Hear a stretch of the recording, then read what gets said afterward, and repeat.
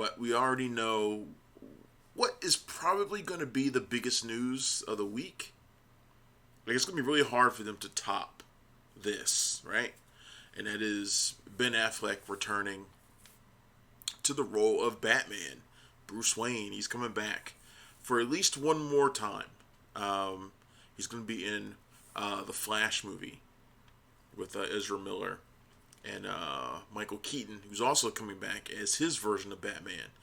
So you probably already got a sense of what this movie is going to be, right? We've known all along that this movie, in all of its various forms, because let's not forget that The Flash has had multiple directors and gone through multiple rewrites, including one by Ezra Miller and Grant Morrison, which apparently Warner Brothers passed on. But they're doing it through all the various attempts to rewrite the script. Ben Affleck's Batman has been a part of all of them, it seems. Something to remember about The Flash. One of the earliest rumors about this movie is that it was going to be the way that they write out Ben Affleck's version of Batman. And while there was nothing to really base that rumor on at the time, we knew that Ben Affleck was on his way out. He had basically just lost the gig doing the Batman, and then he was preparing to drop out of that completely at that point, and it didn't look like he was going to be coming back in any form whatsoever. Justice League had flopped. It seemed like there was nothing left for him to do.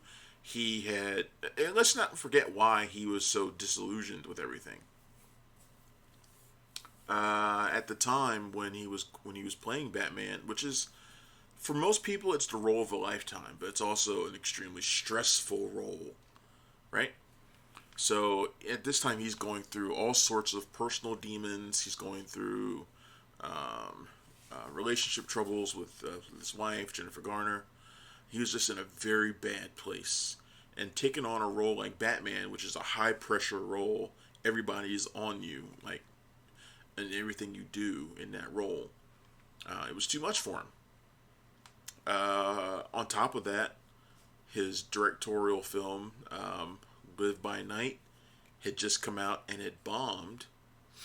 And he's even said it in interviews. One of the reasons he could not focus on it. He couldn't focus on it because he was so busy focusing on this whole Batman thing, on playing Batman. So he couldn't focus on directing Live by Night. He just couldn't do it. And that, all of this really disillusioned him. Took him out of favor with Warner Brothers. And, he used to do all of his projects. I don't know.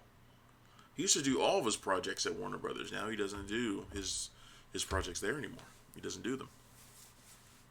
So there was a lot going on at the time when he first dropped out of playing Batman. But he said at the time that there's very little chance of him ever coming back. Well, here we are, a few years later, and Ben Affleck is back as Batman to be in the Flash. And like I said, that rumor all along was that he was going to be written out. This was their way of doing it. Now, the Flash is based on the Flashpoint storyline. And in simplest terms, Flashpoint basically finds Barry Allen, who's the Flash, going back in time to try and save his mother from being murdered. And in so doing, he causes ripples through the timeline that change all sorts of things. So you can see how this premise could be used to write out a character, to create a diverging timeline where maybe he doesn't exist, where Ben Affleck's version of Batman doesn't exist. Whatever they decide. But there's a very easy way to do it. So you can see them sort of setting up a Spider-Man into the Spider-Verse sort of thing, where maybe we see a few different Batman. We might see reference to Robert Pattinson's version of Batman. I doubt we'll see him in the movie, but might we see some sort of reference to him? I think that is a very good possibility. That's a very good possibility of happening. So, what brings him back now?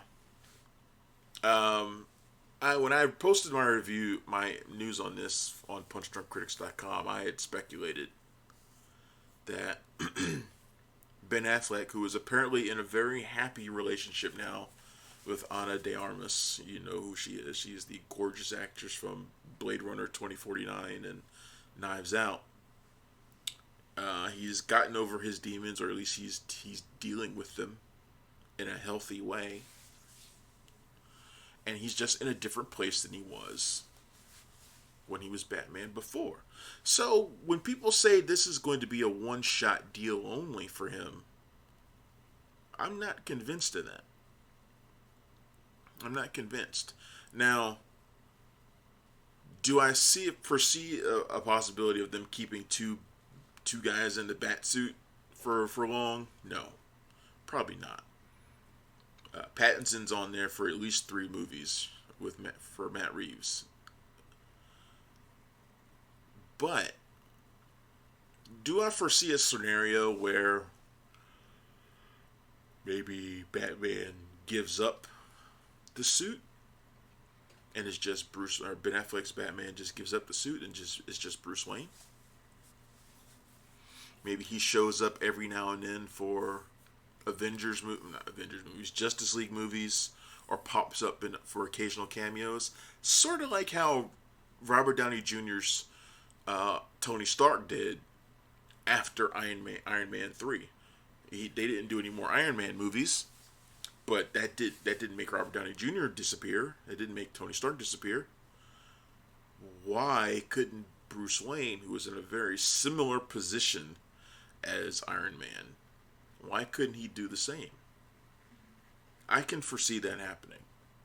I can see that happening. If Affleck's return is received well by fans, I can see him sticking around for a while longer.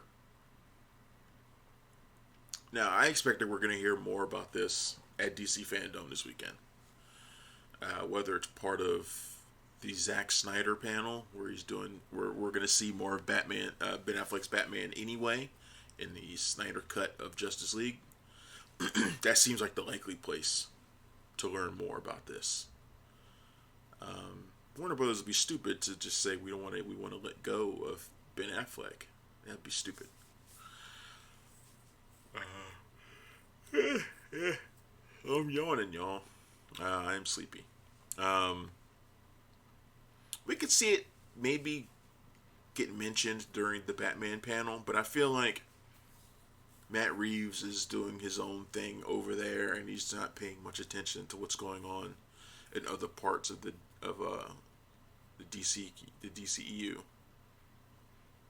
That's kind of the way I feel about it. But I would love to hear more. I'd love to hear something like Batman appears in Shazam 2. I think that's probably where we're going to see Henry Cavill's Superman next. I'd love to hear more about that. But I think we're in a Ben Affleck's in a place where he can take on this role. He can shoulder the burden of it, and be perfectly happy. At least I hope so. I love his Batman. I didn't like everything they did, with him in terms of story. I would have preferred he have his own movie, just like I would have preferred Henry Cavill have his own sequel rather than being jammed into a Batman vs Superman movie. But I think Ben Affleck is the perfect Bruce Wayne. Perfect Bruce Wayne. He's got the features. He's got the physicality. He's a big dude, man. You ever stand next to him? I have. He's a big dude. I'm a big dude. So I can see. I would love to see him stick around. I honestly, I'd love to have seen what his Batman would have looked like too, like his movie. I wish that script. I don't know I can't remember if he ever finished it or not, but I think he did, or at least he wrote. He had some sort of, at least some draft of it was done. I'd love to see it, but that's the big news of the week. It doesn't get much bigger than that, and it comes. And this is the way it always works. Whenever there's a whenever Comic Con comes around, a couple of big things always leak out a day or two early. Always. This is just the way it is. And then they get talked about at the panels. That's usually how it goes. And I'm not. I wouldn't be surprised if the studios leak that stuff themselves.